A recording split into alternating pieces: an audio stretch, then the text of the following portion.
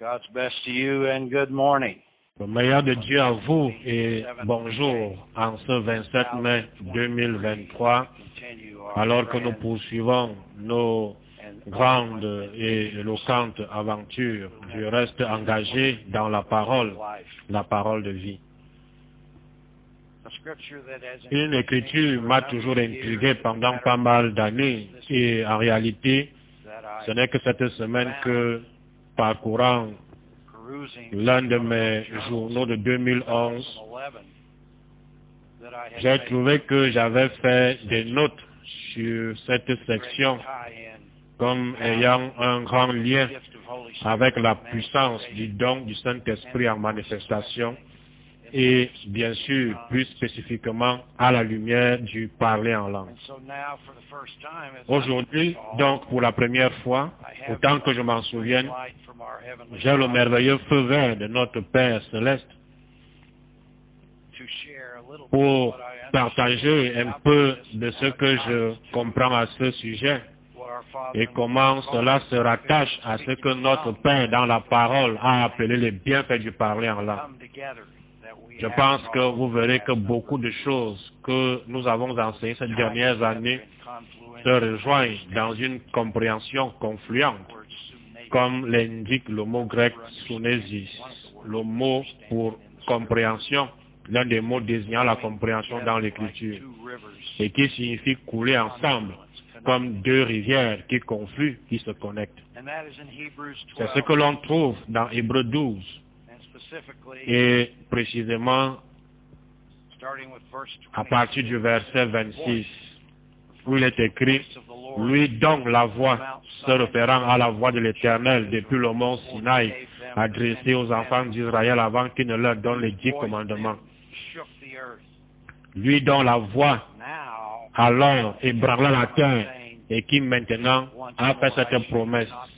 Une fois encore, j'ébranlerai non seulement la terre, mais le ciel aussi, le mot aussi, après le mot ciel, met l'accent en grâce sur ce point. Rappelez-vous, le ciel ou les cieux, comme nous l'a enseigné le docteur Wewell, signifie tout ce qui est au-dessus de la terre. C'est une mauvaise interprétation particulière de notre imagination déformée qui fait que lorsque nous entendons le mot ciel, il nous vient souvent à notre intelligence ces images idiotes et stupides que l'on nous a enseignées par mauvais enseignement, par un mauvais enseignement ou par de mauvais films ou par de mauvais dessins animés, que les morts sont déjà vivants et qu'ils voltigent quelque part pour une raison quelconque. Tout le monde porte une robe blanche et un ensemble d'ailes et joue de la harpe, d'où que viennent tous ces malentendus. Il s'agit là d'un méli-mélo de mauvaises pensées. Le paradis est un endroit situé au-dessus de la terre. Cela inclut bien sûr les grands cieux, même en dehors du royaume terrestre, dans les planètes et les étoiles qui maintiennent notre terre dans une position parfaite où la vie peut être maintenue. Cela inclut ce qui se passe à travers le firmament, dont la parole nous dit qu'il existe, même au-delà de ce que l'on appelle notre univers. Donc oui, il est dit que Jésus-Christ a traversé les cieux lorsqu'il est monté à la droite de Dieu. Cela inclut donc tous ces magnifiques concepts divins, mais il faut aussi faire attention à l'idiotie qui s'est infiltrée dans notre imagination au fil des ans, dans nos cultures du monde imprégné de spiritualisme. C'est peut-être approprié pour le week-end du Memorial Day ici, date fixée par nos gouvernants. Je crois que c'est en reconnaissance des morts de la guerre civile, aux États-Unis, que l'on a commencé. Je n'ai pas fait de recherche, mais je viens juste d'y penser. Qu'on a donc commencé à honorer ceux qui se sont sacrifiés pour la liberté des autres. C'est un concept merveilleux, mais là où l'ennemi s'en empare, c'est qu'il influence émotionnellement les gens en leur faisant croire que leurs proches décédés sont vivants et conscients alors que la parole de vie contredit clairement ce concept. Il n'y a ni sagesse, ni connaissance dans la tombe, comme c'est dit en Ecclésiaste chapitre 9, verset 10 et suivant. Ou est-ce que peut-être le chapitre 10, verset 9 et suivant, l'un d'entre eux le dira, la même section où il est dit qu'il préfère être un chien vivant plutôt qu'un lion mort. Nous devons donc nous rappeler que les morts dorment, y compris notre grand Victor Paul Wewell, y compris mon Père terrestre et le vôtre, ainsi que ceux qui vous sont chers et qui se sont déjà endormis, ils attendent le retour. Se rendre sur une tombe et honorer sa vie peut être une chose merveilleuse, mais à condition de ne pas tomber dans le spiritisme. Vous voulez remercier Dieu pour la vie que vous honorez et énumérer dans vos pensées, dans vos prières, peut-être même verbalement, la grandeur de la vie de quelqu'un telle qu'elle vous a affecté. Mais n'osez pas penser que vous parlez à cette personne elle-même. Ce n'est pas exact. Cela doit être légitimement condamné par la parole de vie. Je le fais presque tous les jours en remerciant Dieu pour ceux qui m'ont aidé et aimé, en commençant par mon Père terrestre, puis mon Père dans la parole.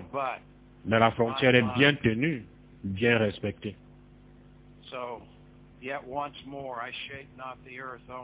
Une fois encore, j'ébranlerai non seulement la terre, mais le ciel aussi.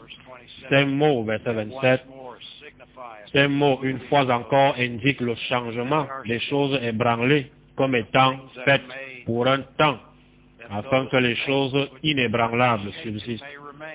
Eh bien, qu'est-ce qu'il a magnifié par-dessus tout son nom? Sa parole. Que dit-elle du Père lui-même? Il est le même hier, aujourd'hui, éternellement. C'est pourquoi, verset 28, recevant c'est lambano, recevoir en manifestation un royaume qui ne peut être ébranlé, ayons la grâce par laquelle nous puissions servir Dieu d'une manière qui lui soit agréable, avec révérence et une pieuse crainte, ce qui est le respect. Car notre Dieu est un feu consumant. Bien sûr, comme beaucoup de choses dans la parole, cette grande figure de rhétorique, les références au feu peuvent être considérées en termes de réchauffement, d'embrasement, dans un sens positif. On peut l'envisager en termes de destruction et de colère. Ce qui me vient à l'intelligence quand je lis cela, c'est 2 Corinthiens 7, en particulier sur la révérence et le respect selon Dieu. 2 Corinthiens 7 nous donne un moyen pratique au verset 1 où il est écrit « Ayant donc de telles promesses en référence à ce qui précède, bien-aimés, c'est l'adresse directe agapetos. » Regardez maintenant, ça dit « Purifions-nous ». C'est là que notre Dieu, en tant que feu consumant, par le moyen du don de l'Esprit Saint, entre en impact positif. Purifions-nous. Personne ne peut le faire à votre place. Je ne peux pas le faire pour vous. Vous ne pouvez le faire pour moi non plus. C'est un impératif de l'administration de la grâce. Purifions-nous de toute souillure de l'esprit charnel, combinant les 2 mots sens figurés. L'esprit de la chair est la vieille nature qui est spirituelle. Ce n'est pas nécessairement un esprit diabolique, je ne l'ai pas dit, mais la vieille nature est spirituelle et elle attire certainement les esprits diaboliques si elle n'est pas reniée, si elle n'est pas révoquée, si elle n'est pas combattue. Purifions-nous en faisant quoi? En parlant en langue, ce qui est d'abord mentionné au sens figuré dans la nomenclature et l'imagerie du feu le jour de la Pentecôte. Des langues semblables à des langues de feu sont apparues au-dessus de leur tête. Purifions-nous de toutes. Il faut que ce soit tout en termes de distinction et ne jamais penser. Je pense que tout doit être une distinction. Tout ce à quoi vous avez affaire au présent, maintenant, purifions-nous de toute souillure, de la chair, de l'esprit charnel, la vieille nature, simplement notre façon de l'exprimer. En achevant quoi? Notre sanctification, perfectionnement, perfectionnant la sainteté dans la crainte de Dieu. Nous lisons la version King James. Le mot perfectionnant est épithéléo. Épi est la proposition grecque sûre. Et téléo est le mot pour maturité. Léo, T-E-O.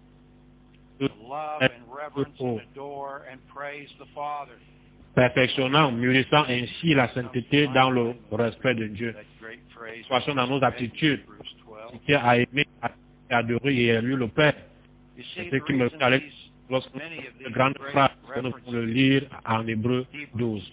Vous voyez, la raison pour laquelle beaucoup de références dans l'Hébreu, Jacques, 1er et 2e Pierre, 1er, 2e et 3e Jean, Jude, Apocalypse, comme notre Père dans la parole nous l'a enseigné et comme je l'ai énuméré au cours des années, ces révélations sont spécifiquement adressées à Israël après le rassemblement.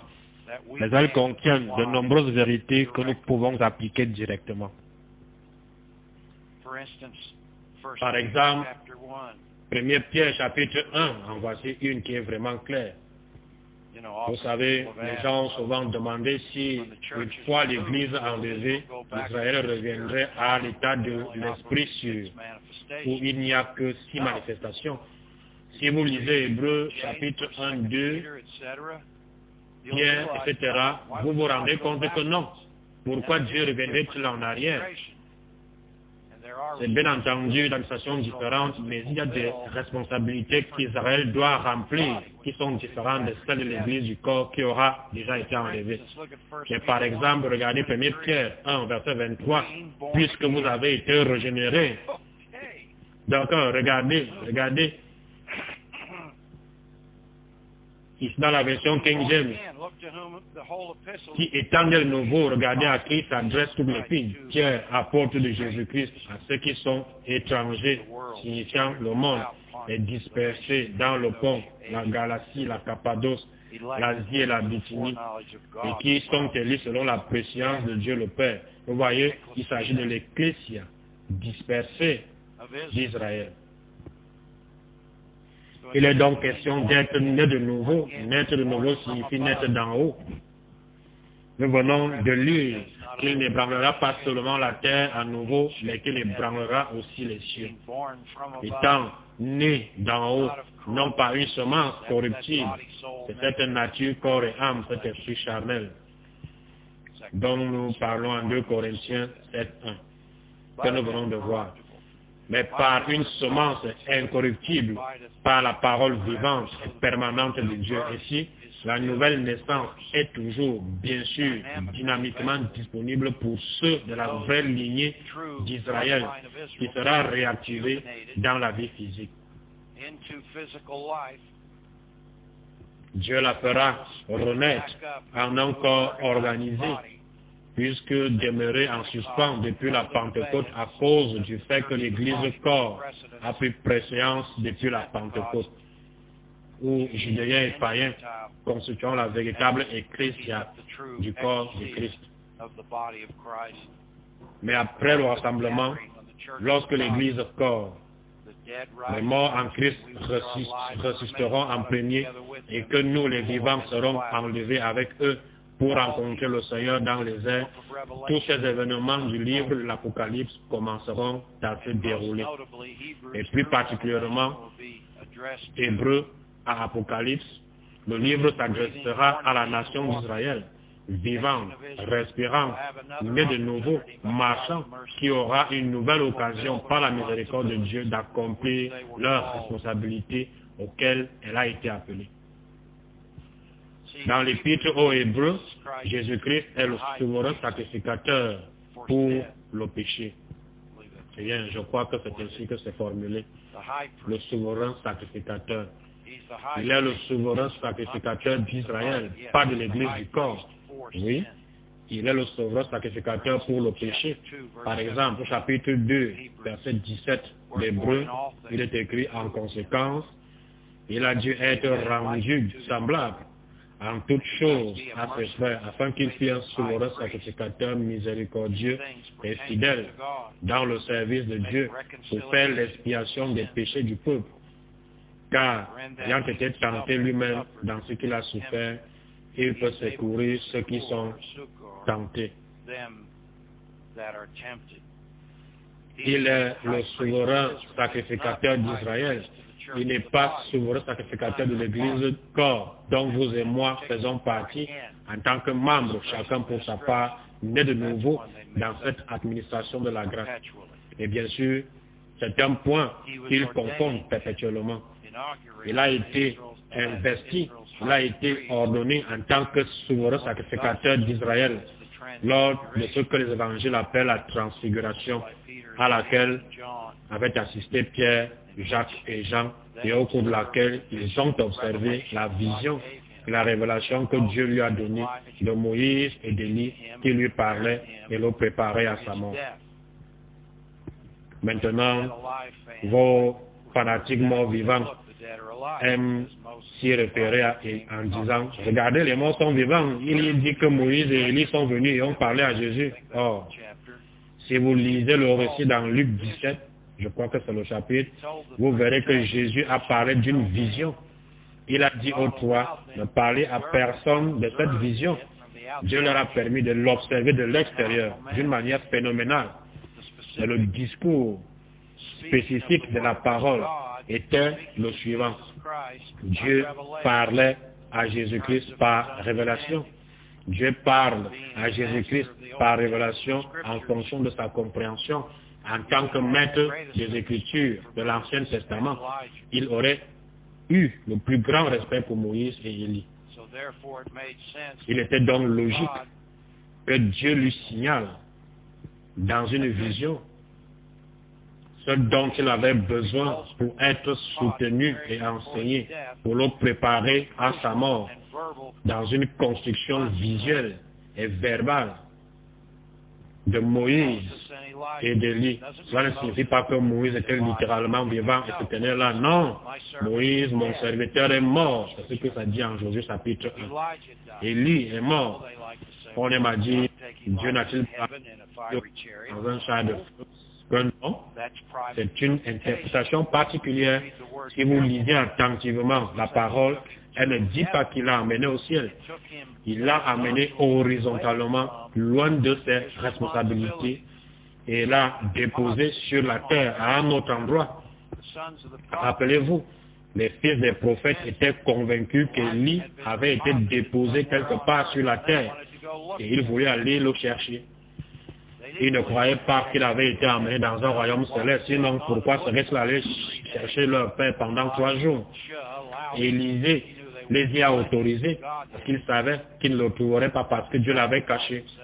Mais pour se rassurer, ils sont partis à sa recherche, ils ne l'ont pas trouvé. Mais ils ne croyaient pas qu'il avait été emmené au ciel. Le seul être humain vivant dans les royaumes célestes est notre Seigneur Jésus-Christ ressuscité et monté au ciel. Personne d'autre. Vous voyez, tout cela est traité dans le grand livre. Les morts sont-ils vivants maintenant? Et pourtant, les gens veulent continuer de l'ignorer. Beaucoup d'entre eux l'ont même vu et se promènent avec ces croyances spiritualistes païennes qui rebondissent dans leur crâne. Au lieu de se discipliner à la grandeur de cette parole. Il n'y a que 7 ou 8 récits, je ne me souviens plus du nombre exact, qui, selon le docteur Wowell, sont à la base de la croyance selon laquelle les morts sont vivants. Et il examine chacun d'entre eux et vous montre pourquoi et comment il n'enseigne pas que les morts sont vivants. Il les explique, comme le récit de la transfiguration que je viens d'évoquer, comme le char de feu qui, selon eux, a amené Élie au ciel. Il ne l'a pas amené au ciel. Je me fiche de ce que disent vos hymnes, mais il a amené dans un autre endroit de la terre. Quelques années plus tard, une lettre a été envoyée par Élie au roi de Juda pour l'enseigner et le confronter sur certaines choses, indiquant donc qu'Élie, je pense qu'il travaillait sur le livre que nous connaissons comme 1er et 2e Samuel, 1er et 2e Roi, 1er et 2e Chronique. Je pense que c'est l'une des choses qu'il faisait. Nous ne le savons pas vraiment, mais j'ai le droit de penser qu'il était probablement meilleur que la plupart des gens. Et qui fait ce que le Père lui faisait faire d'autres. Peut-être profiter de la vie pour une fois au lieu de supporter toutes les bêtises qu'il avait dû subir dans sa vie. Quoi qu'il en soit, il a été amené dans un autre endroit de la terre. Jésus-Christ a été investi et ordonné souverain sacrificateur d'Israël lors de la transfiguration, à la période des évangiles, lorsqu'il a marché sur la terre en tant que parole faite chair. Il est donc le plus qualifié pour remplir cette fonction. Il a été initié par Aaron et par les révélations de Moïse et des Aaronites qui sont les souverains sacrificateurs à l'époque de l'Ancien Testament, comme il se doit. C'est comme lorsque Paul s'est tenu devant le soi-disant grand prêtre dans les actes et qu'il a été jugé et qu'il a dit la vérité de la parole et que l'un des gardes l'a giflé et a dit « Tu insultes le souverain sacrificateur » et Paul dit « Je ne savais pas que ce fut le souverain sacrificateur » signifiant que c'est une contrefaçon. Jésus-Christ est le souverain sacrificateur d'Israël, assis à la droite de Dieu. Il est donc parfaitement logique que Paul ait été le plus apte à présenter la vérité actuelle de l'administration de la grâce dans le cadre de l'accomplissement par Israël de ses responsabilités envers Jésus-Christ en tant que souverain sacrificateur pour le péché. Mais cela inclurait toutes les grandes prouesses, tous les attributs et toutes les possibilités de ce que nous connaissons comme l'administration de la grâce. Ils pourront naître de nouveau, nous venons de le dire. Regardez 2 Pierre. Tout au long de ces 6 révélations d'Hébreux à Apocalypse, vous pouvez trouver des aspects de notre administration qui nous sont très utiles. Bien sûr, beaucoup les ont utilisés pour s'embrouiller, mais vous n'avez pas à être confus si vous acceptez la façon dont notre Père dans la parole a divisé cette parole pour nous à partir de puissance pour la vie abondante. Et quand je l'ai entendu le dire pour la première fois pendant ce cours, cela m'a toujours permis de ne pas me tromper sur certaines choses dans Hébreux et Jacques qui ne s'appliquent pas à nous, mais certains aspects le font. Par exemple, dans Jacques, il est dit, si quelqu'un est malade, amène-le aux anciens qui verseront sur lui, l'huile d'onction, et il sera guéri. Je ne suis pas obligé de faire cela. Vous n'avez pas besoin de le faire. Colossiens 2, 9 et 10 dit que je suis complet en lui. Je n'ai pas besoin de verser de l'huile sur qui que ce soit. Ne me le demandez même pas. Qu'est-ce que c'est que cette connerie? Vous voulez retourner vivre à l'époque de l'Ancien Testament? C'est votre problème, pas le mien. Vous voyez, même si Paul était probablement plus aimant que moi, parce qu'il a dit qu'il baptisait dans l'eau les gens qui insistaient pour le faire, même s'ils ne voulaient pas le faire vraiment, eh bien, j'ai fait des choses que je ne voulais pas non plus, parce que je pense que c'était mieux de maintenir l'Église en paix. Je l'ai donc fait. C'est vrai, je l'ai fait.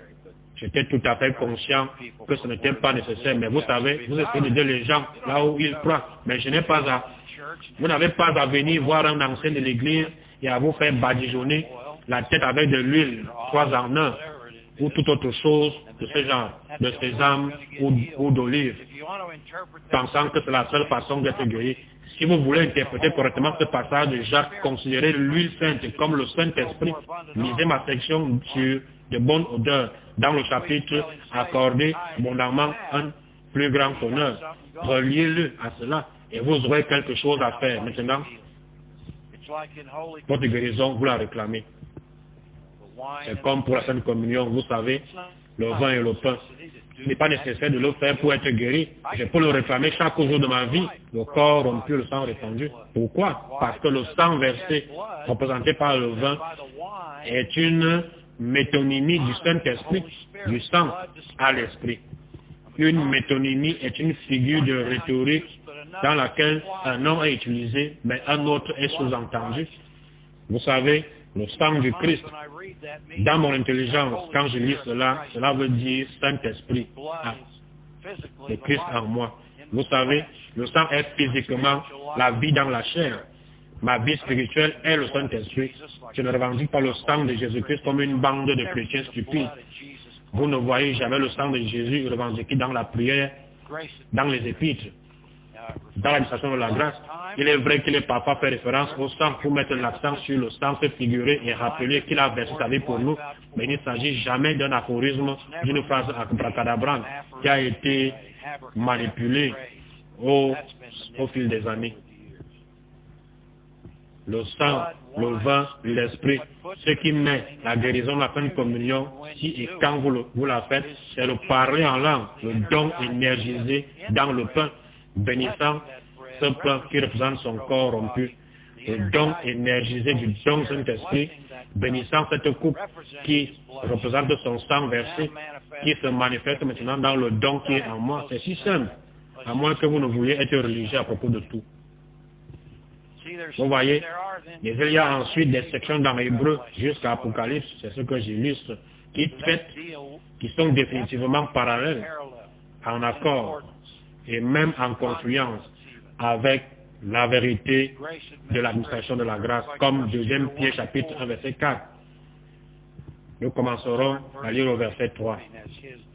Comme sa divine puissance, dynamis, nous a donné tout ce qui contribue à la vie et à la piété, au moyen de la connaissance de celui qui nous a appelés par sa propre gloire et par sa vertu, lesquels nous assurent de sa part les plus grandes et les plus précieuses promesses, afin que par elles, vous deveniez participants, quanonos, plein partage, participants de la nature divine. Vous ne pouvez pas participer à la nature divine si vous n'exercez pas le don, si vous ne le stimulez pas en vous, en parlant en langue, ce qui établit ensuite le modèle pour le reste des manifestations. En fuyant la corruption, verset 4, qui existe dans le monde par la convoitise. Qu'en pensez-vous? Puis, au chapitre 3, rappelez-vous comment il apporte à leur récit de confrontation les épîtres de Paul. Verset 15. 2 Pierre 3, 15. Croyez que la patience de notre Seigneur est votre salut, intégrité, comme notre bien-aimé frère Paul vous l'a aussi écrit selon sa sagesse qui lui a été donnée, il s'agit des épîtres de grâce. Et c'est dans toutes les épîtres, c'est-à-dire épîtres aussi vient après épître, soulignant l'expression comme dans toutes ces églises, dans toutes ces épîtres. Ceci inclut donc les épîtres de Timothée, de Tite, ainsi que l'Hébreu, où il parle de ces choses dans lesquelles il y a des points difficiles à comprendre. Ça, c'est parce que cela s'adresse à Israël, qui a la loi enveloppée dans sa pensée, dans sa conscience et dans son sang. Et ils doivent vaincre, ils doivent transformer leur connaissance de la loi en grâce. Et les épîtres de Paul, comme nous le voyons ici, sont la façon dont ils vont le faire, même après le rassemblement, avec l'aide d'Hébreux jusqu'à Apocalypse, qui mettra alors en lumière la véritable division des 4 évangiles. Ils auront donc surtout à leur disposition les épîtres de Paul, les 6 épîtres, de Hébreux jusqu'à Apocalypse et les 4 évangiles. Cela fait 17, un bon nombre, le 7e nombre premier. Oui, je suis sûr qu'ils auront aussi accès au reste de la parole, mais ceci sera le centre du caramel, la vraie crème de la crème de la révélation pour ceux qui se seront rassemblés dans ces jours perfides de colère, afin qu'ils puissent tenir jusqu'à la fin. Ils en auront tous besoin, n'est-ce pas, où il parle de ces choses dans lesquelles il y a des points difficiles à comprendre. Donc, les personnes ignorantes, cela signifie indiscipliné, et mal affermi, cela signifie mal affermi, signifie non établi. Mal affermi signifie non établi. Il les confronte donc, La raison pour laquelle ils sont indisciplinés et mal affermis, c'est qu'ils n'ont pas vraiment pris cela à cœur. Ils ne l'ont pas fait leur.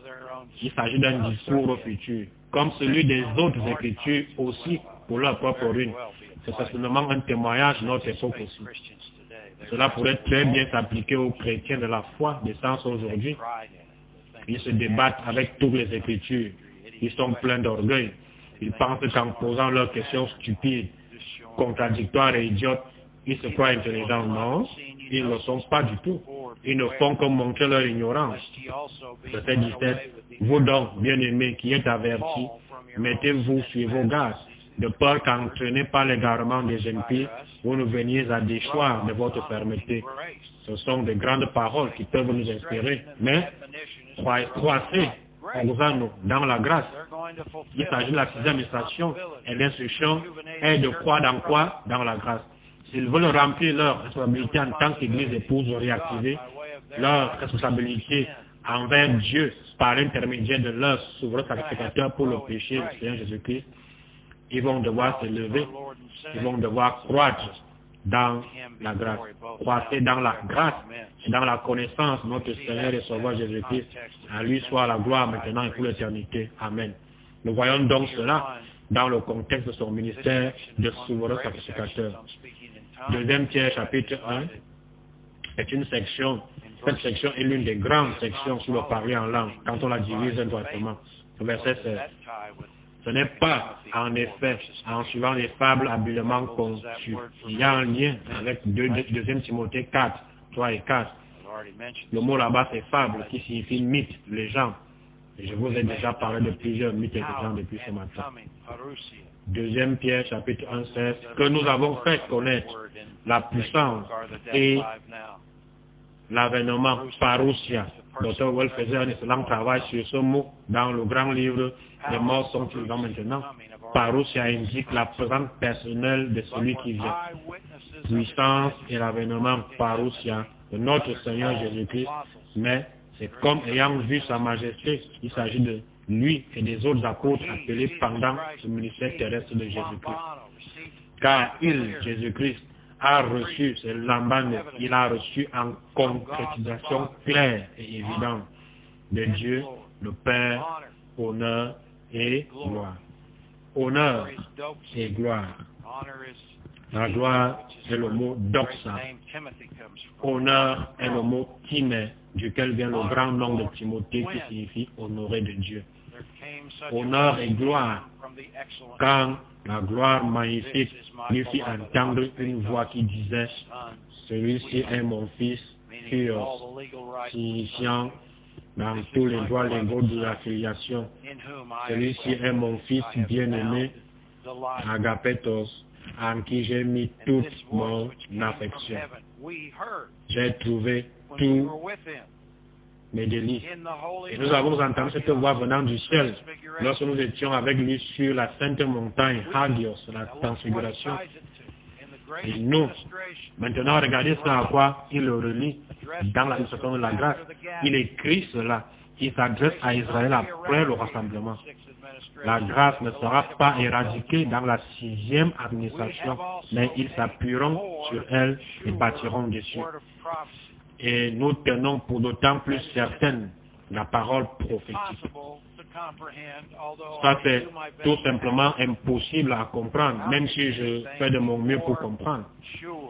Comment pourrait-il y avoir quelque chose de plus certain, de plus ferme, de plus fiable que d'entendre la voix audible de Jéhovah Elohim disant à vous et à moi, comme il a fait à Jésus-Christ, celui-ci est mon fils bien-aimé en qui j'ai mis toute mon affection. Et pourtant, c'est ce qui est dit, c'est ce qui est signifié, c'est ce que je crois.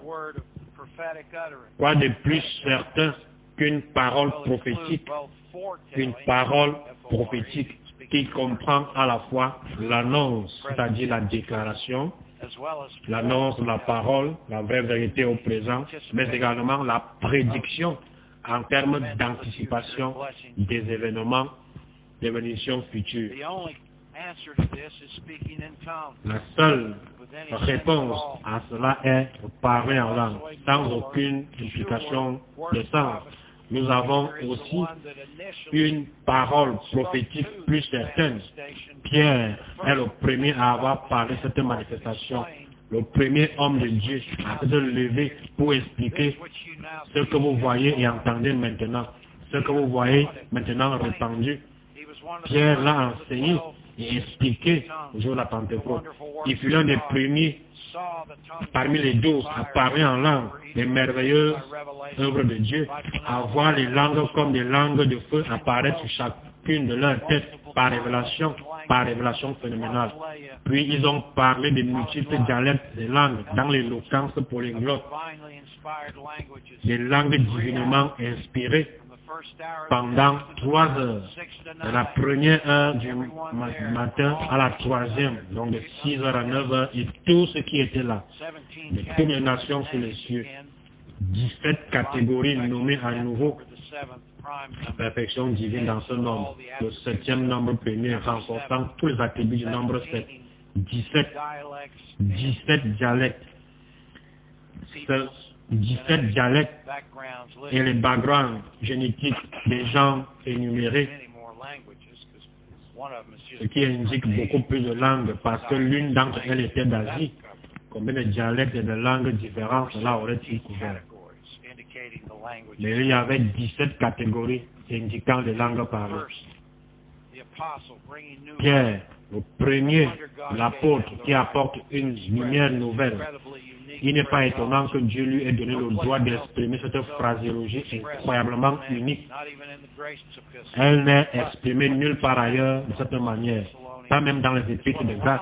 Mais ce qui est exprimé de Romains à Thessaloniciens nous permet de comprendre qu'il parle du parler en langue comme d'une parole prophétique plus certaine. Et cela s'accorde avec Romains 8. Si vous continuez à réfléchir à ce sujet en accordant un honneur plus abondant à la partie qui en manque. Dans Romains 8, verset 16, commençons au verset 15. Car vous n'avez point reçu un esprit de servitude pour être encore dans la crainte, mais au contraire, vous avez reçu un esprit, c'est le E minuscule, le don d'adoption. Le texte est l'esprit de filiation par lequel nous crions Abba Père, indiquant à quel point cette prière en langue est intime et personnelle au cœur du Père. Verset suivant. L'esprit, c'est l'usage 1, Dieu le donneur. L'esprit lui-même rend témoignage en conjonction à notre esprit. Donc en manifestation, usage 5, que nous sommes au présent. Quand nous rendons témoignage, nous sommes quoi? Enfants, technon, bien-aimés de Dieu. C'est la base pour comprendre de 1 Pierre 1, 19. 2 Pierre 1, 19. Et nous tenons pour le temps plus certaine la parole prophétique à laquelle vous faites bien de prêter attention. Cette est une performance poétique et artistique. Le mot bien est idéal, kalos. Une perfection qui ne vient que de la source du vrai Dieu. Lorsque vous parlez en langue, vous vous connectez directement à la pureté de Dieu qui est esprit. C'est votre travail créatif en lui, à laquelle vous faites bien, idéalement, de prêter attention comme à une lampe qui brille dans un lieu obscur. C'est la parole prophétique plus certaine. Nous sommes encore sur cette terre. C'est un endroit sombre. Nous avons encore affaire à cet esprit charnel de la vieille nature, de la luxure, des attitudes, de la stupidité et des dessins animés que se fait le cerveau. Et pourtant, nous pouvons renoncer, dissoudre, disséminer, désintégrer et pixeliser les désirs de la vieille nature, de la chair, de la honte. De prêter attention comme à une lampe qui brille, c'est la parole plus certaine de la prophétie qui est le parler en langue, dans un lieu obscur jusqu'à ce que le jour vienne apparaître. Vous voyez, c'est la prédiction, le rassemblement est le plus grand des jours à apparaître. L'apparition de l'étoile brillante du matin et dans les cieux où nous irons à sa rencontre. Et que l'étoile du matin se lève dans vos cœurs. Cette étoile du matin qui se lève dans mon cœur, selon le contexte, est la parole prophétique plus certaine. Maintenant, regardez ce qui vient ensuite. Comme c'est approprié, comme c'est parfait. Verset 20. Sachant, c'est ginosko, sachant tout d'abord vous-même, qu'aucune prophétie, ce qui est prédit ou déclaré de l'Écriture, ne peut être un objet d'interprétation particulière et pilure. Dans la littérature grecque profane, ce terme était utilisé pour décrire le fait de lâcher des chiens sur le gibier, des jeunes chiots non dressés qui, n'ayant aucune discipline par rapport à ce qu'ils sentaient dans l'air, couraient ça et là. Ce n'est pas une interprétation propre à chacun, idios. Ce n'est pas un épilure personnel. Et pourtant, c'est ainsi que la plupart des gens traitent la parole comme une planche à Ouija. Ils l'ouvrent et pensent savoir ce que ça signifie. Eh bien, le vrai Dieu ne soutient pas ce genre de paresse, ce genre de snobisme spirituel, ce genre de stupidité, ce genre d'ignorance et de vanité. Il nous soutient. Regardez avec quel soin nous travaillons cette parole. Je connaissais cette vérité il y a 11 ou 12 ans, mais j'étais empêché de la dire. Et je ne la connaissais pas comme je la connais ce matin. C'est ce que Dieu attendait. Peut-être qu'il attendait que nous soyons tous prêts à entendre une telle chose. Comme il a ébranlé la terre, il va maintenant ébranler les cieux. Et c'est ce vers quoi nous nous dirigeons. Mais regardez comment le parler en langue, dans cette expression incroyablement unique à partir de l'expérience littérale de Pierre, qui a entendu la voix de Dieu dire, celui-ci est mon fils bien-aimé en qui j'ai mis toute mon affection. Et pourtant, il nous a donné par la semence incorruptible, nous l'avons déjà établi, ils n'étant de nouveau s'ils le veulent. Une parole, comment, prophétique plus certaine. La plupart des chrétiens de la foi de sens diraient, oh, j'aimerais que Dieu me dise cela une seule fois et alors je serai fidèle le reste de ma vie, mais ce n'est pas vrai. J'ai besoin d'une parole prophétique plus certaine, jour après jour, heure après heure. C'est dire l'intensité de ce combat. Si les gens veulent se réveiller et s'impliquer, réveillez-vous. Sortez de votre sommeil soporifique et spirituel et réalisez l'intensité et l'importance du combat dans lequel nous sommes engagés. Vous n'aurez aucun mal à y croire. J'ai besoin de cela chaque heure. J'ai besoin d'y avoir fait chaque fois que je veux et peux y faire appel. J'ai entendu la voix de Dieu une fois ou deux dans ma vie. Je l'ai entendu de manière audible, mais seulement une poignée de fois lorsque ce phénomène était particulièrement nécessaire pour moi. Une fois, il a dû me réveiller. Je m'étais endormi au volant d'une voiture après avoir enseigné à une communion. J'avais dormi 3 ou 4 heures seulement pendant 2 semaines. Il m'a littéralement crié grave. Je m'en souviens encore. Je me suis réveillé et j'étais sur le point de tomber dans un fossé très profond dans la banlieue de Chicago, alors que j'étais parti sur le terrain avec un wake-up pour témoigner et organiser un cours. C'est la première fois que je l'ai entendu. J'ai tout de suite su. J'étais tout à fait réveillé. C'était comme si j'avais reçu 14 tasses d'espresso. J'ai dit, merci Seigneur. Oh, d'accord. Je vais dormir un peu ce soir. Je ne me suis donc pas levé à 5 heures le jour suivant. C'était vraiment mémorable. Mais cela ne me suffit pas pour tenir. Ce dont j'ai besoin, c'est ce dont vous avez besoin. Une parole prophétique plus certaine que la voix audible de Jéhovah élevé me disant qu'il est satisfait. Et pourtant, je peux me prévaloir de l'opinion de Dieu d'être satisfait lorsque je me remémore cette écriture. N'est-ce pas une bénédiction si vous vous sentez mal dans votre peau à un moment donné, ou si vous pensez que vous avez foiré quelque chose? C'est peut-être le cas, et alors, je le reconnais, c'est mieux que ce que font la plupart des gens. Ils se tombent tout le temps, ils ne s'en rendent même pas compte. C'est ce que signifie Ephésiens 4 lorsqu'il est dit qu'ils sont à côté de la plaque. Ils ne connaissent pas la réprimande et la correction, c'est un indicateur de la dureté de leur cœur. Donc, grâce à Dieu, je reconnais mon erreur. Et maintenant, je réclame ma parole prophétique plus certaine. l'aube du jour, l'étoile du matin dans mon lieu obscur. Et je me rappelle que c'est le Père qui me dit, tout autant qu'il a dit à Jésus-Christ, celui-ci est mon Fils bien-aimé. C'est moi, c'est moi. Et il est satisfait de ma fidélité, même si j'ai fait des erreurs. Et bien souvent, après avoir accompli une grande œuvre, la plupart du temps, dans mon intelligence, seulement lui et moi, je sais que j'ai travaillé sur quelque chose. J'ai pris une décision, j'ai intercédé correctement dans un scénario très critique. Cette écriture me revient à l'intelligence et j'en remercie Dieu. Le consolateur vous rappellera tout ce que Jésus a enseigné au sujet de ce don. Quand ce passage me vient à l'intelligence, je me sens brillant de l'intérieur. Je me sens phosphorescent de l'intérieur. Je me sens tout chaud de l'intérieur. Je sais qu'il est satisfait, qu'il se réjouit de ma vie à ce moment précis de ma vie. Et c'est plus établi que même la voix audible de Dieu. D'ailleurs, vous revenez en arrière et vous le travaillez. Celui-ci est mon Fils bien-aimé en qui j'ai mis toute mon affection. C'est écrit dans peut-être 4. Je sais que c'est dans Matthieu, Marc et Luc. Je ne me souviens pas si c'est dans Jean peut-être. Mais il y en a 6 au total. 6, le nombre humain. Eh bien, il était le Fils de l'homme. Il était l'homme parfait avec du sang divin dans ses veines, ainsi que la plénitude de l'Esprit qui était disponible à cette époque. Et pourtant, qu'est-ce que c'est? C'est le 7e. La perfection spirituelle est juste là. Celui-ci est mon Fils bien-aimé en qui j'ai mis toute mon affection. Vous voyez, regardez le profil de ces épîtres.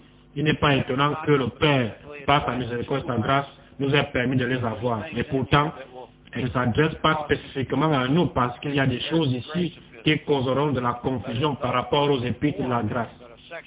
Mais ces parties sont pour notre instruction.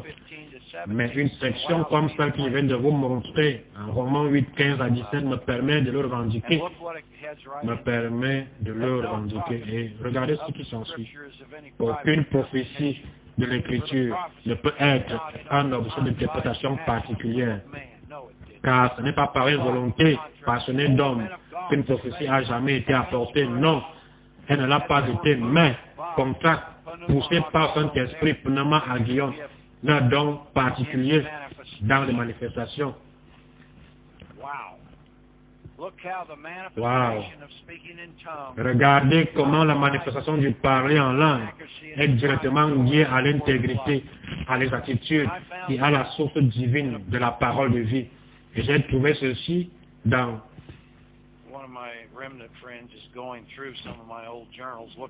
voyez, un de mes derniers amis est en train de fouiller dans certains de mes vieux journaux à la recherche de choses qui pourraient valoir la peine d'être répétées ou enseignées aujourd'hui.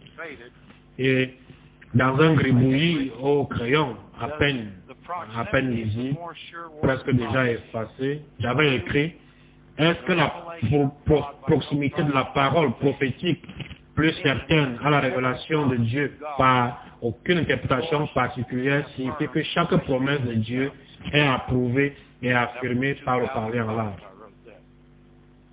Ça, c'était en 2005 que j'ai écrit ça. Et puis, plus tard, je ne sais pas quand, je l'ai relu et j'ai écrit à côté oui, oui. J'ai vu ça l'autre jour aussi. C'est vrai.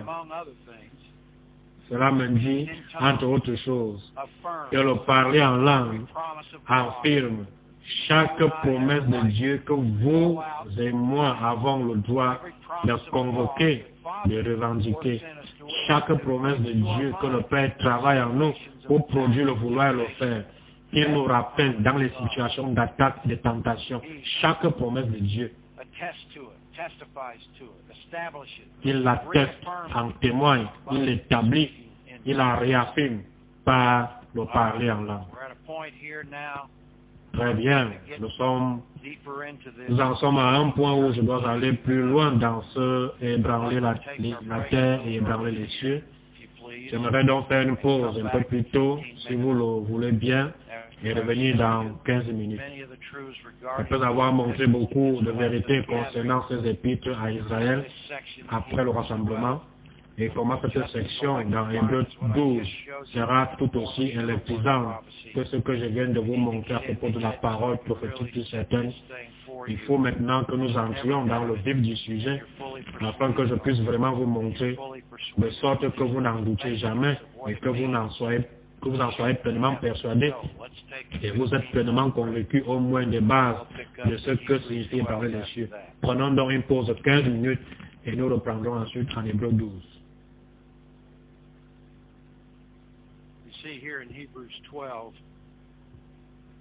Vous voyez ici en Hébreux 12, toute cette section explique le grand et remarquable événement de l'Exode 19 dans lequel Moïse dit au peuple de se préparer pour le jour suivant où l'Éternel descendrait sur la montagne et où il leur parlerait.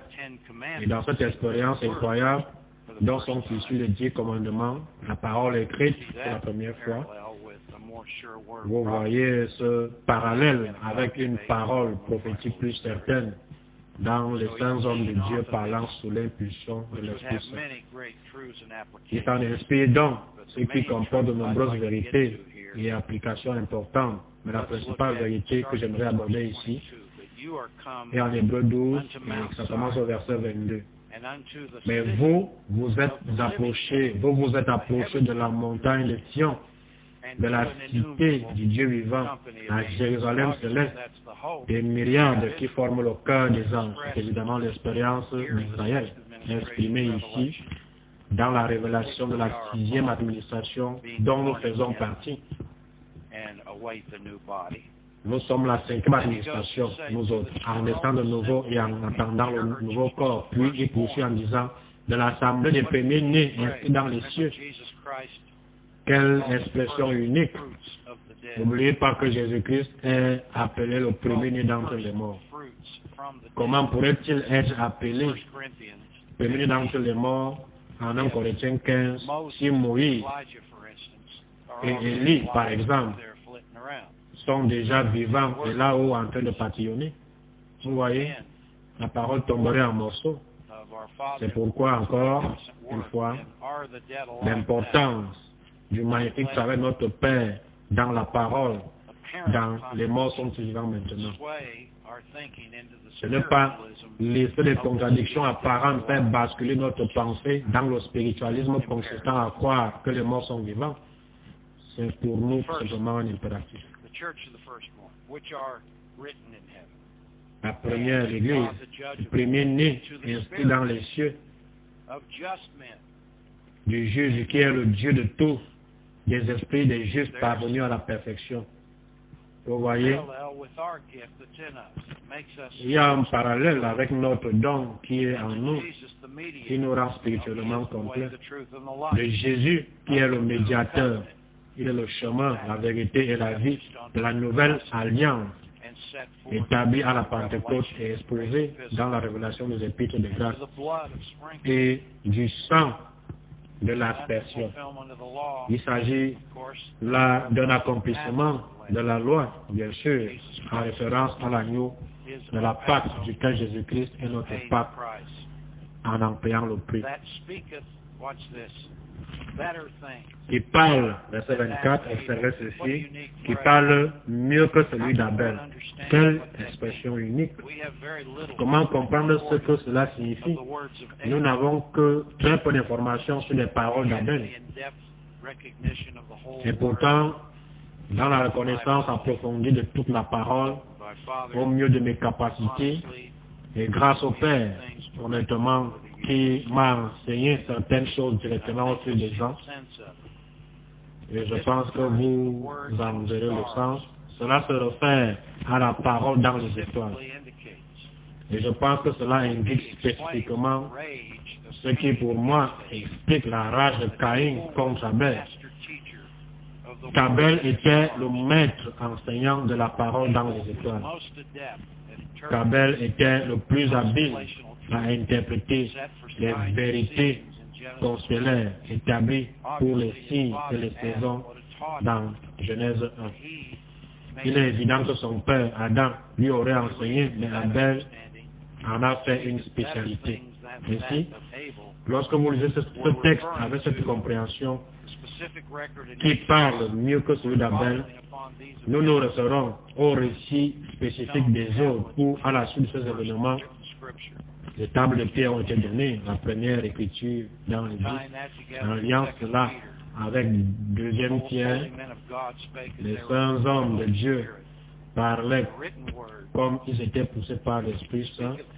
La parole écrite parle mieux que la spécialité d'Abel dans l'interprétation et l'enseignement aux croyants de son époque, de la révélation de la parole écrite dans les arrangements des constellations. Je crois que cela explique encore mieux le magnifique, enfin, c'est pas le bon adjectif, mais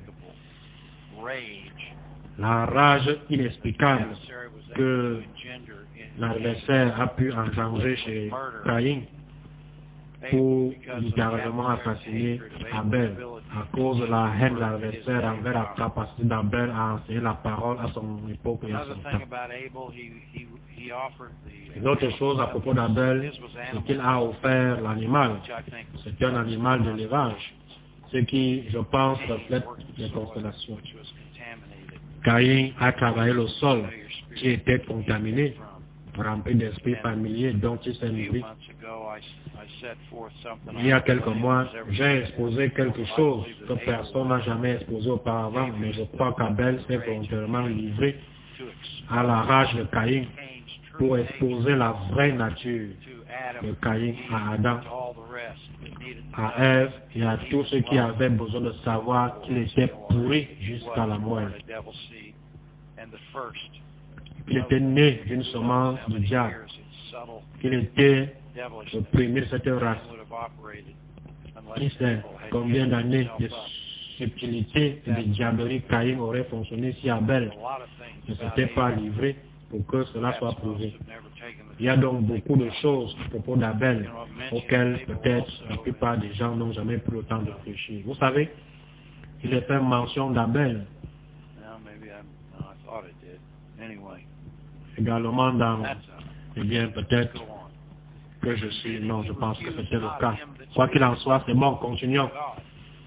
Verset 25, Hébreux 12. Gardez-vous de refuser d'entendre celui qui parle, Dieu, car si ceux-là n'ont pas échappé, qui refusaient d'entendre celui qui publiait les oracles sur la terre, et bien sûr cela signifierait alors parler à travers les hommes de Dieu, les prophètes Moïse, Aaron, etc., Josué. Combien moins échapperons-nous si nous nous détournons de celui qui parle du haut des cieux? Ce qui, je crois, se réfère littéralement au parler en langue, où il prononce des secrets divins, comme nous le savons, d'après 1 Corinthiens 14. C'est une vérité fondamentale. Reprenons l'expression, parle du haut des cieux. L'expression parle du haut des cieux au premier verset de 1 Corinthiens 14. Verset 1. Recherchez agape et amour de Dieu, ce qui signifie garder ses commandements. Souvenez-vous alors où aspirer, désirer avec zèle. Aussi au don spirituel, mais surtout à celui de prophétie. Le mot don est en italique et doit être rayé. C'est un sujet plus large. À ce stade, les questions spirituelles, cela inclura l'énergisation des ministères pour le perfectionnement des saints, ainsi que le profit des manifestations énumérées dans 1 Corinthiens 12. Mais surtout, et surtout signifie de plus en plus à celui de prophétie. La prophétie ici est une métonymie encore une fois. C'est un nom qui est utilisé, mais l'indication, l'intention originale est une exhortation à la maturité spirituelle. Car rappelez-vous, dans les réunions de croyants, quand tout le monde est pleinement instruit dans les 9 manifestations, il n'y a plus besoin de langue avec interprétation, où la langue est un signe pour indiquer l'énergie surnaturelle de Dieu dans la réunion. Nous sommes déjà convaincus de la présence surnaturelle du Père. C'est la parole, évidemment, habite abondamment en nous. Nous recherchons donc la maturité. En effet, celui qui parle en langue ne parle pas aux hommes, Quand nous parlons en langue, c'est au Père. We speak in tongues, it's to the Father, but God, the word unto, Mais à Dieu, to be there. le mot à Emphasis is n'a même pas besoin d'être là, de sorte que l'accent est brusque et magnifique. speaketh not unto men, En effet, celui qui parle en langue ne parle pas aux hommes, mais no Dieu. man understands. Voyez-vous? The word Car him hath personne ne le mot le doit être rayé, your tongue, comprend. that you are Il s'agit de votre langue, celle que vous parlez, qui pourrait être une langue connue des hommes. is scratched. C'est pourquoi No man, le mot inconnu est no rayé. one speaking in that Car tongue aucun mot, God aucun croyant, aucun de ceux qui parlent cette langue à Dieu can't understand your own ne la tongue. comprend. On ne peut pas comprendre sa No propre man langue, understand it. Howbeit, car in personne the ne le spirit, comprend, ne gift comprend. is Et c'est God. en esprit le don, l'usage saint, Mysteries, qu'il and there's dit some quoi? great literal Des phrase, mystères. divine Et voici notre grande expression littérale, Dr. secret Ray gave divin, so many years ago. que le docteur Wewell nous a donné il y a tant d'années. Hebrews 12, Nous parlons de mystère. Revenons maintenant en Hébreux 12, the end of 25, if we turn away from him à la fin du verset 25. from heaven, Si nous nous détournons de celui qui parle du haut des cieux. to the gift of Toutes ces Holy phrases Spirit font manifested. référence au don du Saint-Esprit en manifestation, le Dieu vivant au verset 22, les esprits des justes parvenus à la perfection au verset 23, la nouvelle alliance au verset 24, le sang de l'aspersion qui parle mieux que celui d'Abel, c'est le don en manifestation, les secrets divins, verset 24, celui qui parle du haut des cieux, les secrets divins, verset 25, verset 26, dont la voix, alors en référence au récit de l'Ancien Testament des Exode 19, dont la voix alors, temps passé, ébranla la terre. Oui. Dans l'Ancien Testament, vous pouvez simplement le vérifier, le vérifier, le revérifier. Dans chaque mouvement de Dieu pour protéger son peuple, la clé était l'impact dans le domaine des sens. Lorsque de grandes armées d'incroyants qui avaient l'intention d'assassiner le peuple de Dieu ont été amenées à se retourner contre elles-mêmes et à s'entretuer, il y a 4 ou 5 exemples dans la parole auxquels j'ai fait référence au fil des ans. L'époque de Gédéon dans Juge 7, la grande puissance de Dieu qui s'est opposée à l'ennemi en 2e Chronique 20 sous le règne de Josaphat, les jours où Dieu a fait courir hurlement dans leur intelligence en 2 Rois 19, le merveilleux récit, restons-nous ici jusqu'à ce que nous mourions dans 2 Rois 7, lorsqu'il a fait tomber de grosses pierres sur les ennemis d'Israël en Josué 10, il est dit que les pierres de grêle ont tué plus que Josué et son armée et qu'ils l'ont tué pendant toute une nuit. Dieu a agi dans ces manières magnifiques. La clé était l'impact sur la terre, le domaine des sens. La séparation de la mer Rouge s'est littéralement produite sur terre, de sorte que la nation d'Israël a pu la traverser à pied et à sec. Elle n'était même pas boueuse. Cette terre, le miracle s'est donc étendu au-delà de la simple ouverture des eaux. La séparation du Jourdain en crue qui a vérifié la puissance de Dieu dans le ministère de l'homme de Dieu Josué, ainsi que dans le ministère précédent de Moïse, de sorte qu'il a été élevé aux yeux du peuple et a séparé les eaux du Jourdain en crue, de sorte qu'ils ont pu traverser et revendiquer la terre promise. Puis Josué et ses armées ont traversé le pays et tué, éliminé 31 rois et leurs armées. Oui, il y a une carte de pointage dans le livre de Josué. Dieu est fier de ce qu'ils ont fait. 31 est le 11e nombre premier. 11 est le nombre du chaos, du désordre, de la confusion. Toutes ces nations idolâtres, païennes, imprégnées de l'esprit du diable, qui haïssaient Israël, qui avaient volé la terre promise au peuple de Dieu. Josué et son armée en ont tué 31. Ils ont effacé 31 nations et leurs armées. Il a tué leur chaos et leur confusion directement dans le domaine physique, sur la terre, à chaque fois. Il n'a cessé de le faire. Il a secoué la terre avec le déluge dans la Genèse 6. Il a secoué la terre par le tremblement de terre au jour de Pélec dans Genèse 10. Il divisait la masse terrestre unique en plusieurs continents, rendant presque impossible pour Satan de prendre le contrôle et de gouverner le monde à partir d'un seul endroit. La tour de Babel a été dissipée,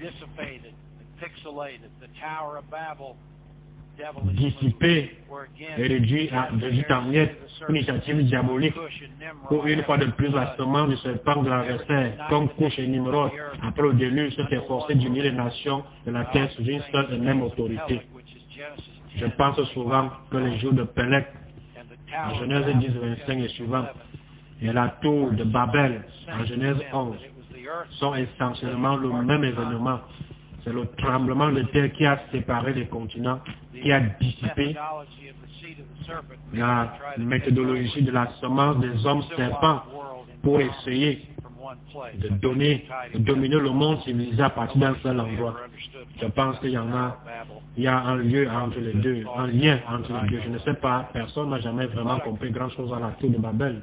C'est probablement la meilleure idée que l'on ait pu avoir à ma connaissance, mais je peux me tromper, mais je ne crois pas. Tout sur terre, alors quel est le but? Je vais maintenant ébranler les cieux, ébranler le domaine des esprits. Dans l'Ancien Testament, il n'y avait que 6 manifestations, la révélation et la transmission. Or, cela incluait le discernement des esprits pour les plus spirituels. Et pourtant, nous savons, d'après l'enseignement de notre Père dans la parole au fil des ans, que la hiérarchie systématisée dans la parole du royaume de l'ennemi craignant comme le Dieu de ce monde n'était pas clairement comprise dans l'Ancien Testament. Maintenant, vous avez des indications comme lorsqu'Ésaïe écrit qu'il frappe par des coups sans relâche, en Ésaïe 14, 6. Par des coups sans relâche, lorsqu'il réduit le monde en désert, en Ésaïe 14, 17, il y a plusieurs sections importantes dans Ézéchiel qui indiquent une prise de conscience d'une hiérarchie systématisée d'esprit diabolique dirigée par le Dieu de ce monde. Et pourtant, la clarté de cet enseignement n'a pas été connue avant que le Fils unique de Dieu ne marche sur la terre. Regardez Luc 10, et bien sûr, comme je le dis, vous pouvez le voir, Jésus-Christ a exposé les esprits du diable. Il les a appelés à sortir comme l'homme dans les sépulcres, l'homme fou qui vivait dans les sépulcres, qui avait des légions, des multiples démons en lui. Jésus-Christ a confronté l'esprit. Vous voyez, dans l'Ancien Testament, tout ce qu'ils ont vu, ce sont les effets de l'élimination de ces démons. Lorsque toutes ces nations poursuivaient et attaquaient, Dieu s'est arrangé avec le courage d'Israël croyant pour qu'il y ait les deux. Une fois qu'elles étaient tuées, ces esprits devaient retourner à leur source, à la surface de l'abîme, et être réorganisés. Mais c'était l'effet des victoires physiques, comme la séparation de la mer Rouge, la séparation du Jourdain, la mise à mort des 31 rois et nations. Mais maintenant, nous en avons la capacité. Le Dieu en Christ qui est en nous peut ébranler les cieux, ébranler la hiérarchie du monde spirituel. Je tiens à vous dire que c'est très important. Et la clé la plus importante pour ébranler les cieux n'est pas la révélation, la transmission, bien qu'elle soit impliquée. La plus grande clé pour ébranler les cieux, oui, c'est le parler en langue. Il n'est pas étonnant que l'adversaire maintienne la chrétienté plus stupide que stupide, plus ignorant qu'ignorant, avec un cœur endurci. La plupart d'entre eux en sont même terrifiés, effrayés à mort, parce qu'ils ont été tellement manipulés, malmenés, dévoyés. C'est ce que j'essaie de vous montrer ici. Ébranler la terre. Mais maintenant, à l'époque de Pierre, cela vient dans la 6e station. C'est à quoi Paul le prépare dans la 6e station, que nous pouvons bénéficier maintenant d'apprendre qu'avant Dieu ne faisait qu'ébranler la terre.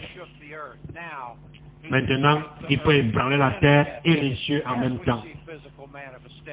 Oui, nous voyons une manifestation physique, bien sûr, mais la clé est que notre capacité en Christ, en vous, l'espérance de la gloire, nous permet d'aller directement à la cause, à la source.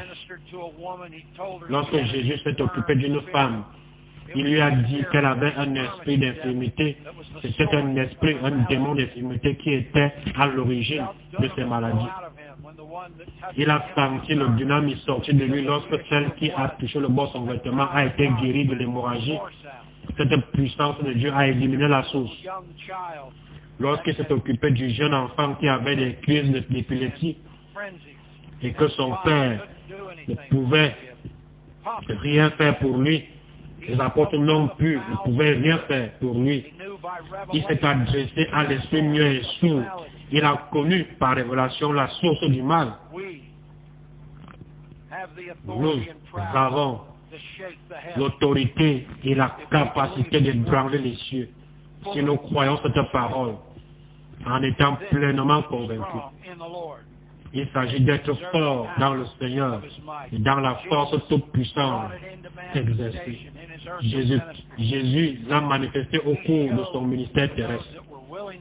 Il a montré pour ceux qui étaient prêts à voir la puissance de l'Esprit se cachant derrière. Il a appelé les hommes de la semence du serpent, les hommes nés de la semence du serpent, les dirigeants pharisiens, et c'est l'une des dernières choses qu'ils ont finalement décidé de croire, parce que leur culture leur avait tellement appris à vénérer, honorer, soutenir et craindre de tels hommes. Et ils n'arrivaient pas à se mettre dans la tête ce que Jésus-Christ disait quand il leur disait, vous êtes de votre père, vous êtes au père le diable, et vous ferez les œuvres de votre père. Il était menteur dès le commencement, car il est le père du mensonge.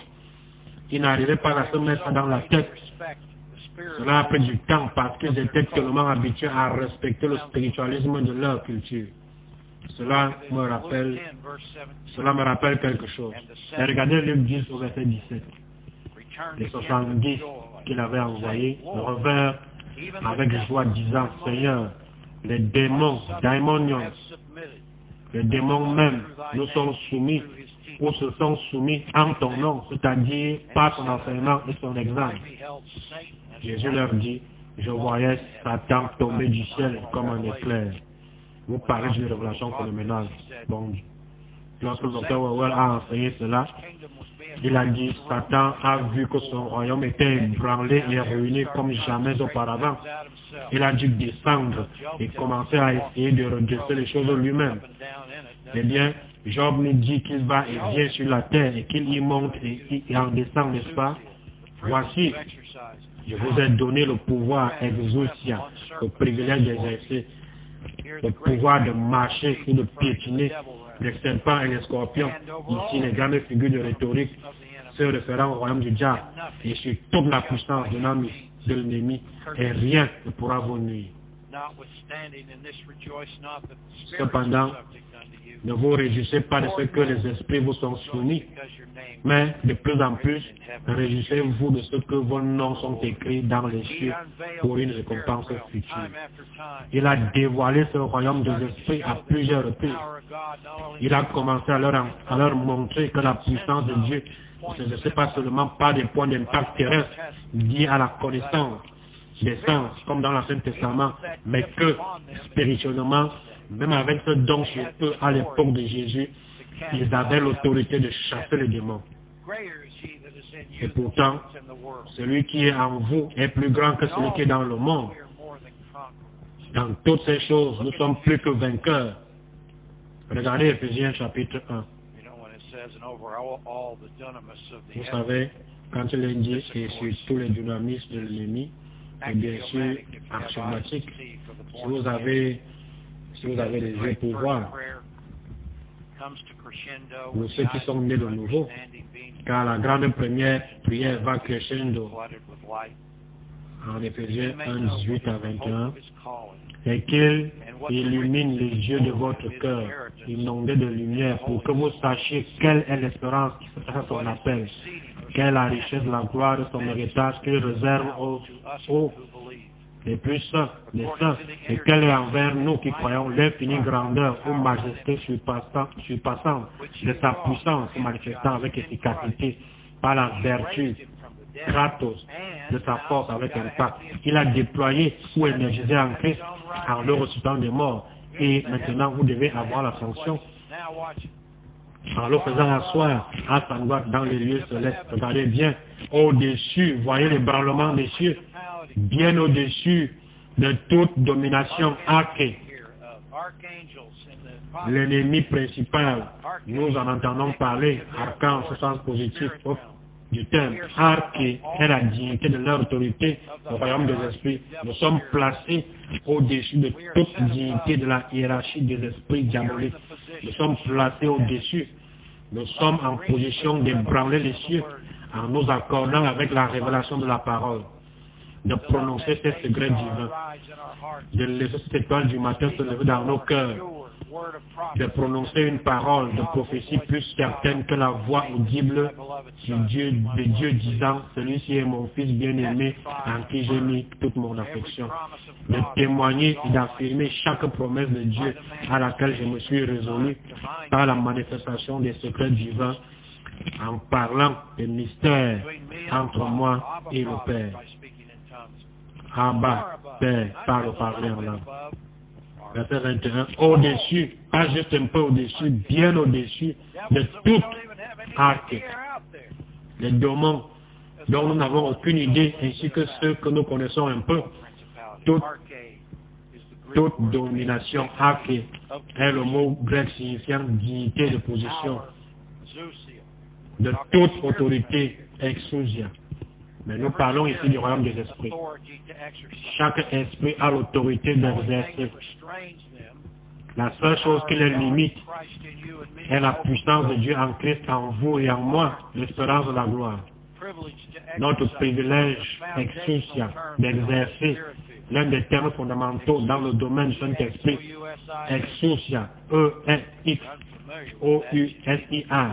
Si vous n'êtes pas familier avec ce terme, vous devez passer du temps d'en recevoir son esprit aujourd'hui et vous imprégner de ces termes dans votre âme.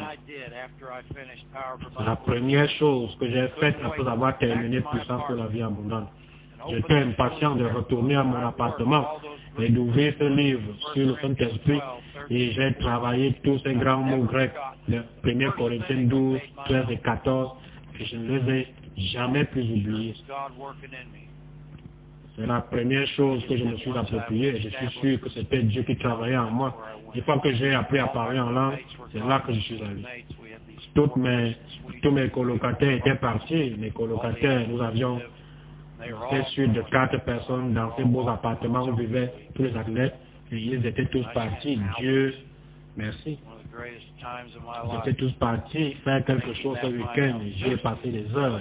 C'est l'un des plus beaux moments de ma vie que de m'approprier sur lui. Exousia, privilège d'exercer, autre exemple. De toute puissance, dynamis.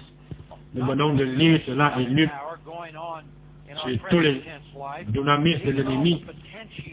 Pas même le pouvoir d'exercer dans notre vie actuelle, mais même toute la potentialité du royaume de l'esprit qui doit être encore libéré parce qu'il est entravé à cause de notre position. Nous sommes au-dessus de tout cela. Nous sommes au-dessus de tout cela.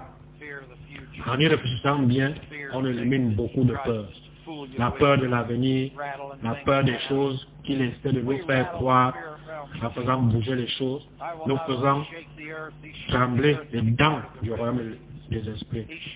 Je n'ébranlerai pas seulement la terre. Il a ébranlé la terre lorsqu'il a séparé la mer Rouge. Il a ébranlé la terre quand Jésus et ses amis ont marché à travers 31 royaumes incrédules et les ont déchiquetés et ont repris ce qui leur appartenait.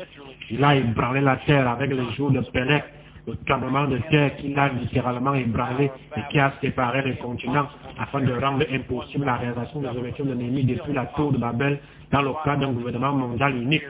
C'est encore impossible malgré tout l'ego et les marchands de peur. C'est encore impossible. Pas avant la 6e station. Et ça, c'est vrai. Sur toutes les potentialités du monde spirituel. Et il y a beaucoup de potentialités que nous ne sommes même pas prêts de voir à cause de la miséricorde de la grâce de Dieu. Et de toute dignité, la seigneurie.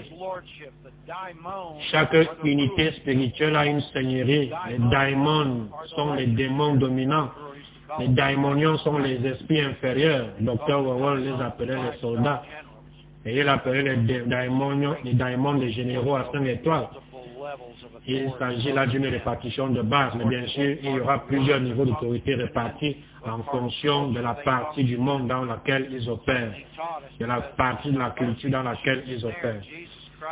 C'est quelque chose qu'il nous a enseigné parce qu'en exposant le piège, Jésus-Christ a dit dans Matthieu 12, vous savez, il n'a pas seulement montré de manière pratique les esprits et comment les traiter, mais il a établi doctrinalement le modèle. Il a établi leur force et il a établi aussi leurs limites. Verset 24.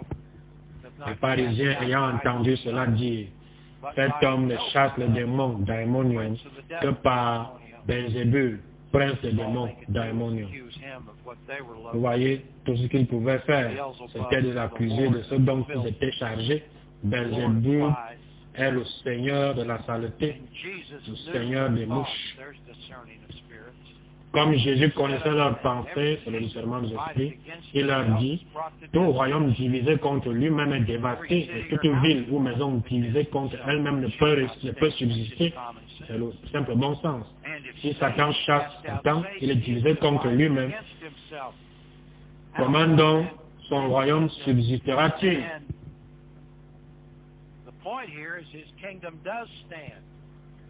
Ce qu'il faut retenir ici, c'est que son royaume subsiste. Vous savez, les gens ont mal compris cela. Il subsiste. Il subsiste toujours.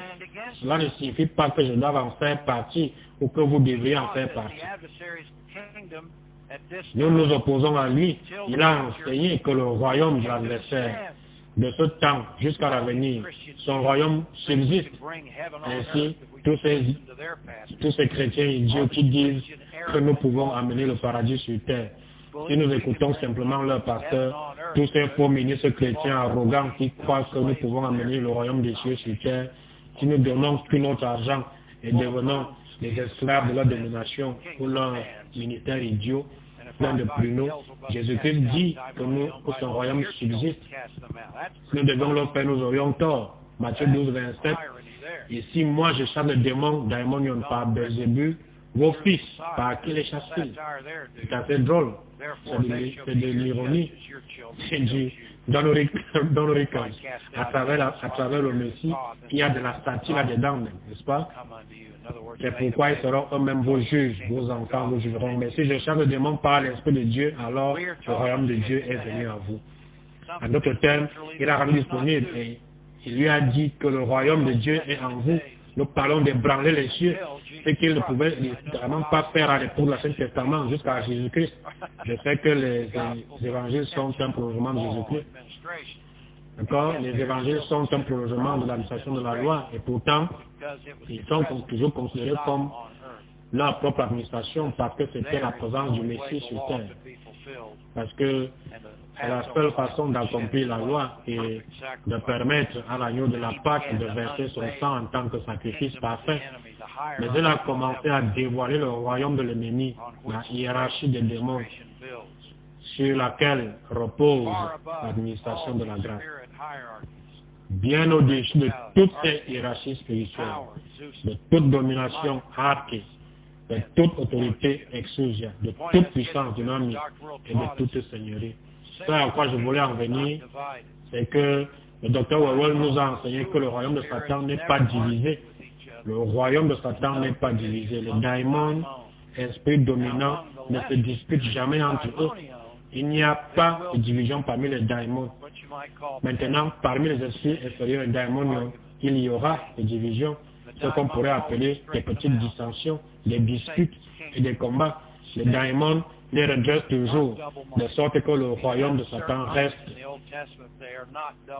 il subsiste. Il a dit de certaines armées de l'Ancien Testament, elles n'ont pas le cœur résolu, elles sont pleinement engagées à anéantir Israël. c'est l'expression du royaume de l'esprit. Vous n'obtiendrez pas du royaume des esprits qu'il fasse des compromis, qu'il joue avec vous, qu'il chevauche les clôtures. Il s'agit soit de se tenir et de résister, d'aller droit au but, de se tenir sur la vérité but, soit de se compromettre. Notre position est bien supérieure. Nous pouvons ébranler les cieux depuis notre position exaltée, assis spirituellement à la droite de Dieu, comme il est dit au chapitre 2, verset 6. Éphésiens 2, 6. Il nous a ressuscités ensemble. Il nous a fait asseoir ensemble dans les lieux célestes en Jésus-Christ, en Christ Jésus. Revenons au verset 22. Il poursuit en disant, et de tout nom qui se peut nommer, chaque étoile est nommée par le Père. Que les astronomes leur aient donné leur nom stupide ou non, la plupart d'entre eux sont stupides, leur nom de consolation. La parole de Dieu dévoile souvent le nom de ses corps célestes. Vous voyez, c'est un autre exemple sur Abel. Abel gardait les troupeaux, ce que nous appelons la grande ours, et la petite ours, qui est un nom stupide. Les anciens l'appelaient la grande ours et la petite ours, qui est toujours un nom stupide. Le nom original de ces consolations est le grand troupeau et le petit troupeau. Le troupeau d'Israël sur terre, la brèche du mystère se trouve entre les deux. Le grand troupeau de l'avenir, le grand troupeau de l'avenir qui monte sur ce navire, j'ai oublié son nom, qui monte sur ce navire dans les royaumes célestes, c'est la résurrection des justes. Le grand troupeau, le petit troupeau.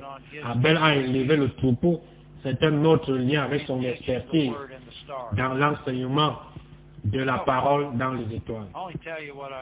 Bon, je vous dis que ce que je comprends. Voyez ce que vous en pensez. Au-dessus de toute domination, de toute autorité, de toute puissance, de toute dignité, de tout nom qui se peut nommer, non seulement dans le siècle présent, mais encore dans le siècle à venir. Vous savez, Ésaïe 40, il y a beaucoup d'endroits où la parole revêt des vérités de consolation, comme le Psaume 19, qui est l'un des plus grands. Chaque fois que je lis cela, je pense à ce passage d'Ésaïe 40, verset 21.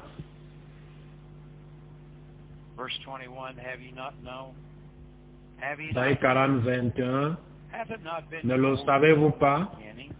Ne l'avez-vous pas appris? Ne vous l'a-t-on pas fait connaître dès le commencement? N'avez-vous jamais réfléchi à la fondation de la terre? Regardez toutes ces questions rhétoriques. C'est lui qui est assis au-dessus du cercle de la terre. C'est l'écliptique, la trajectoire du soleil sur 365 jours et un quart d'année à travers les 12 signes du zodiaque. Le mot zodiaque signifie simplement la voie.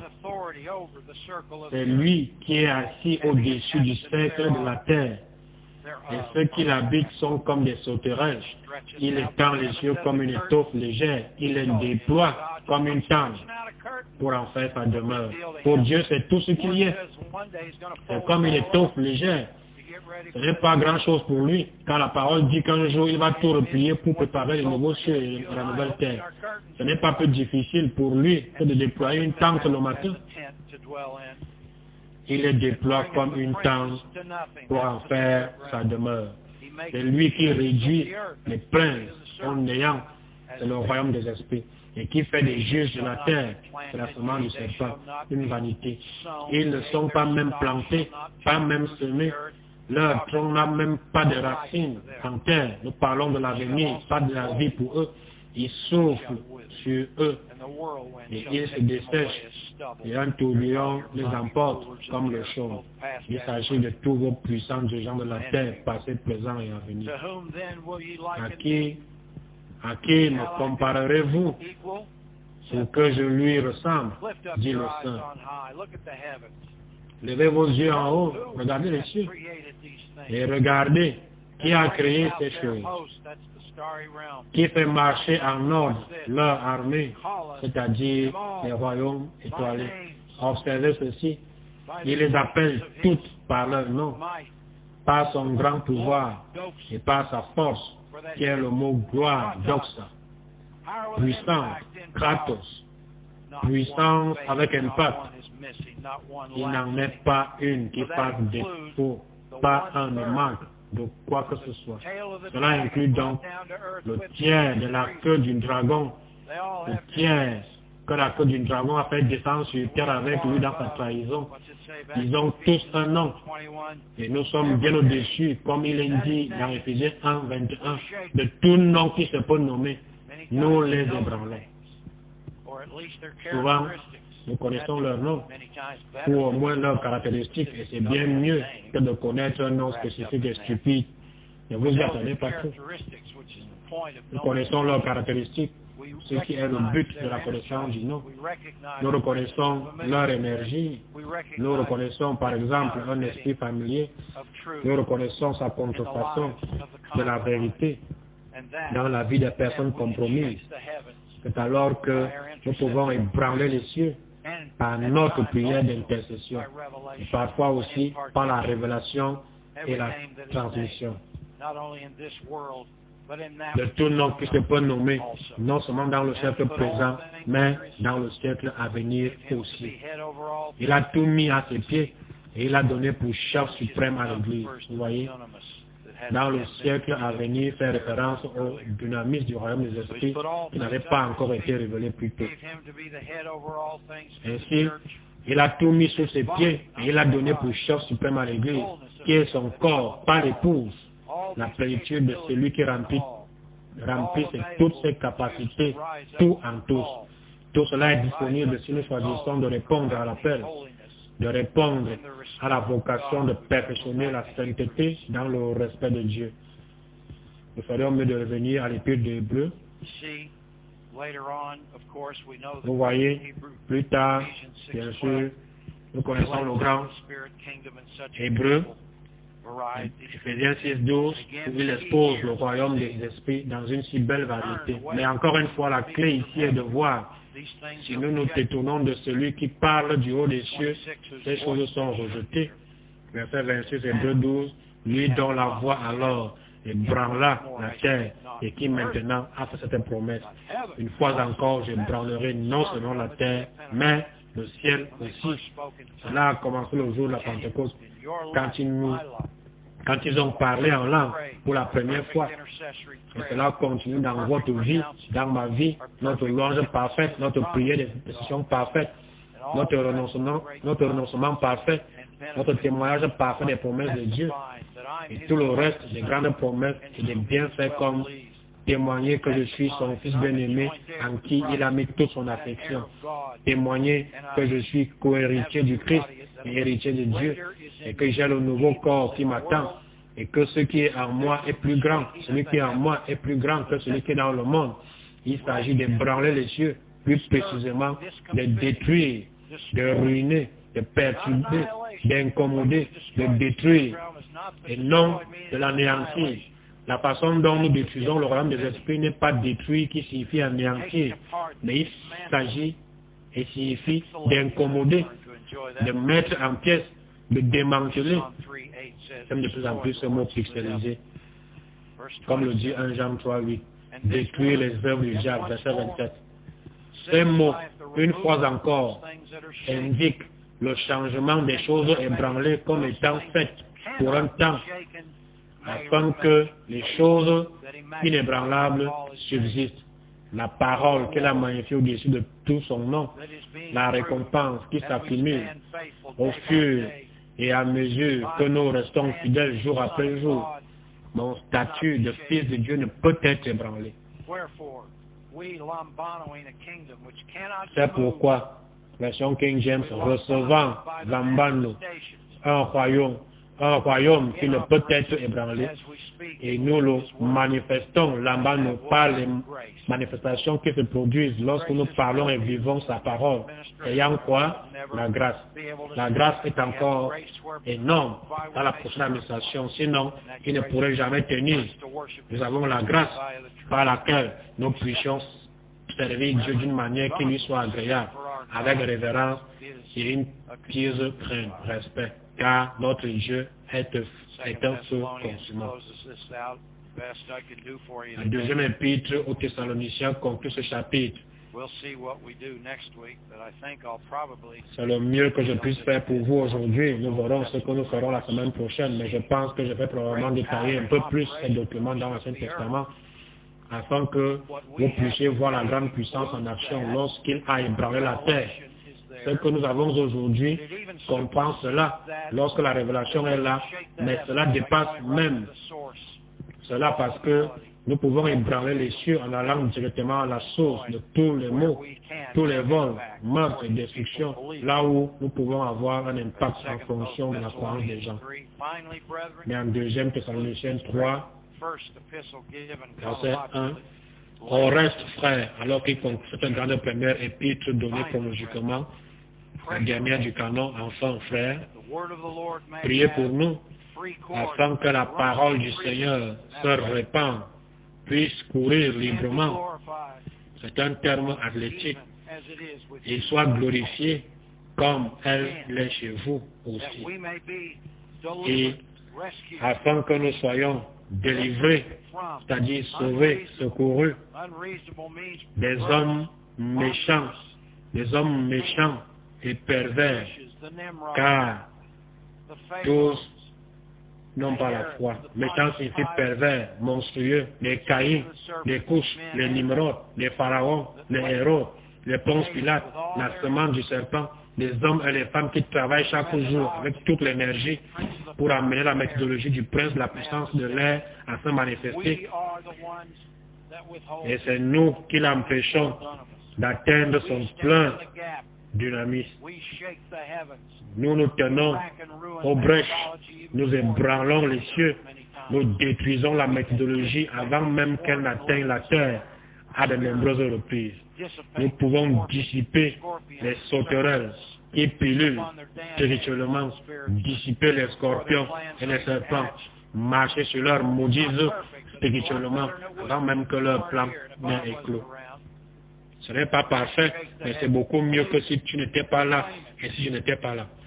Nous ébranlons les cieux. Croyez-le, réclamez-le, attendez-le. Et afin que nous soyons délivrés des hommes méchants, harcelants et pervers, car tous n'ont pas la foi de Jésus-Christ. C'est un euphémisme. Mais cela montre que leur semence est d'une norme différente.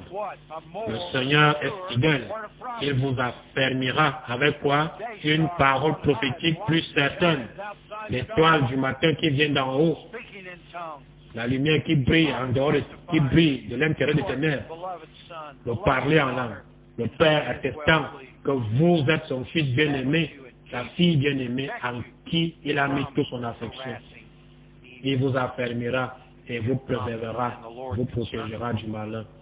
Nous avons à votre égard cette confiance dans le Seigneur en ce qui vous concerne, que vous, c'est là que se trouve ma confiance en vous. Faites et que vous ferez, vous établirez les choses que nous recommandons. Que le Seigneur dirige vos cœurs vers l'amour de Dieu jusqu'à l'attente, endurance, patience pour Christ. Ok. Et branlez les cieux à la semaine prochaine. Dieu est amour.